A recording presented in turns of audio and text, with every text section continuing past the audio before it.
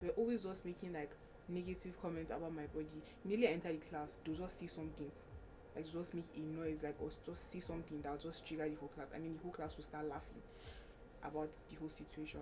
And I felt really, really bad. I felt down, and I did not have any friend in the school. But this set of boys in my class, they were always working together. You know, there's always that clique in the class that all the boys are always together. All those notorious boys that sit at the back and just make noise during classes and stuff like that. Those were the categories of boys that bullied me.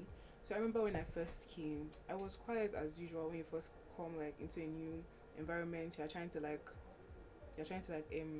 observe the environment, trying to like know how it is, the type of people there and everything. So my first day in school, I cried. Like I cried for the first 2 weeks in school because I was bullied by my class boys. So basically, they saw me and then they thought that I did not understand Hausa. Growing up in the north, I know how to speak Hausa fluently. So they thought I did not know how to speak Hausa. So anytime I'm in front of the class to be talking about me, I'm sitting like, and I found myself sitting like directly in front of them. I was at the back because I was tall as a girl, and our arrangement was like according to your height in my class. So I was sitting directly in front of them. So they'll be like, Gary, and this girl is so fat, she's so chubby, she's not even fine, she's this, she's that, she just likes to form, she speaks good English, okay, but she's so chubby.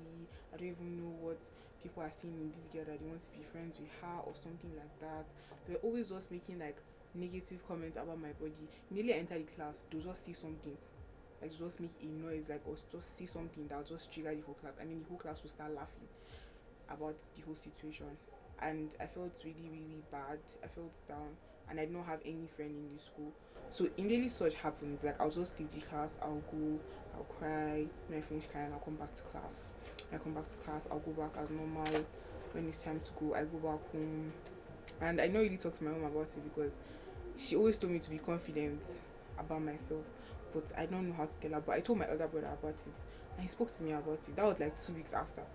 He spoke to me about it, and he told me that I have to be confident, that that is how I am. I have to accept who I am, like whether people like it or not. This is who I am, and I cannot change it for anybody. So I have to just do that and embrace myself.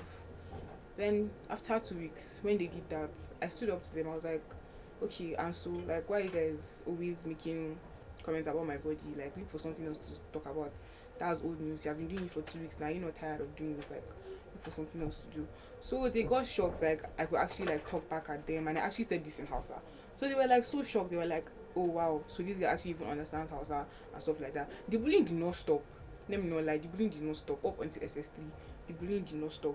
Some ended up leaving. Some were still around, but we kind of split in classes. Like they changed our classes, but I was still in the same class with some of them.